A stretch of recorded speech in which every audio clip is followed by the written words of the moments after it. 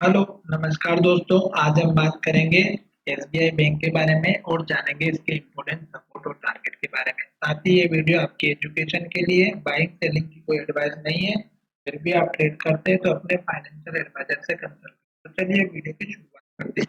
सबसे पहले हम यहाँ पर देखेंगे कि आज स्टॉक ने हमारे पुराने हाई को ब्रेकआउट दिया है और आज एक नया हाई बनाया है। तो इसका मतलब ये है कि अब नया टारगेट आपको कहाँ पर मिलेगा, एक तो हम उसकी चर्चा करेंगे और साथ ही पुराने लेवल्स के बारे में हम जानने की कोशिश करेंगे कि पुराने लेवल्स हमारे लिए कितने इंपॉर्टेंट होते हैं। तो यहाँ पर देखिएगा स्टॉक ने यहाँ पर एक हाई बनाया था, मैं इसको यहाँ पे मार्क करने वाला हूँ जो आपको यहाँ पर कुछ इस तरह से दिखाई देगा। तो स्टॉक देखिएगा यहाँ पर हाई बनाया, फिर यहाँ पर हाई बनाया, फिर यहाँ पर हाई बनाया, फिर यहाँ पे हाई बनाया। तो अब इसका मतलब ये है कि स्टॉक जो हमारे पुराने लेवल्स होते हैं उसको टेस्ट करता है।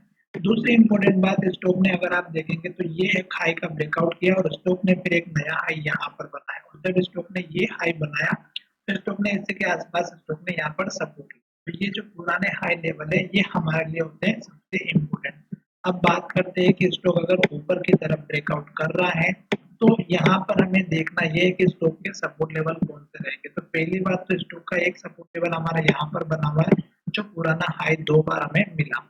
उसके बाद स्टॉक ने आज लेवल को ब्रेकआउट किया, वो अगर आप देखेंगे तो कल भी स्टॉक ने exact same to same high बनाया था जो यहाँ पर था। और इसकी अगर आप बात करते हैं तो ये लेवल है हमारा यहाँ पर 660 रुपए का। और कल के हाई की बात करते हैं तो ये भी 660 का है और स्टॉक ने इस हाई को आज बहुत ही बढ़िया ग्रीन कैंडल के साथ में ब्रेकआउट दिया है। तो इसका मतलब ये हुआ कि अब स्टॉक जो है यहाँ से नए हाई की तरफ जाता हुआ नजर आ रहा है और स्टॉक जब नीचे की तरफ आएगा तो उस केस में सपोर्ट लेवल एक कैंडल का ये है जो हाई बना ये रहेगा और एक जो अभी लेटेस्ट हाई ब्रेकआउट हुआ ये सपोर्ट लेवल रहेगा। साथ ही लास्ट का लो हमारे लिए स्टॉप लॉस का काम करेगा, जो यहाँ पर लो बना है वो हमारे लिए स्टॉप लॉस का काम करेगा क्योंकि लास्ट का लो जैसे यहाँ पर बना यहाँ पे बना तो अब ये लो आपका हमारे लिए स्टॉप लॉस रहेगा। साथ ही अगर आप जो है लॉन्ग टर्म के इन्वेस्टर है 200 डेज का मूविंग एवरेज का यूज करें क्योंकि जो 200 डेज का जो मूविंग एवरेज होता है वो हमारे लिए बहुत ही बढ़िया काम करता है क्योंकि उसी से हमें पता चलता है कि स्टॉक लॉन्ग टर्म में अप ट्रेंड में है या डाउन ट्रेंड में। तो यहाँ पर देखिएगा मैं जो है 200 दिनों का मूविंग एवरेज एक ऐड करके दिखा देता हूँ।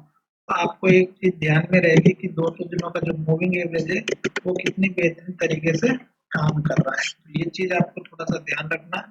और ये देखिएगा 200 दिनों का जो मूविंग एवरेज है स्टॉक अभी इसके ऊपर चल रहा है तो लॉन्ग टर्म वाले बेफिक्र होकर के बैठे रहिएगा जब तक स्टॉक इसके ऊपर है। यहाँ पर देखेंगे तो स्टॉक ने एक ब्रेकआउट दिया था इसके ऊपर और स्टॉक जब से अप ट्रेंड में, तो जब तक ऊपर है तब तक बेफिक्र होकर के रहिएगा। अब मैं आपको बता देता हूँ कि नया टारगेट किस तरह से बनाना। तो नया टारगेट बनाने के दो तरीके होते हैं।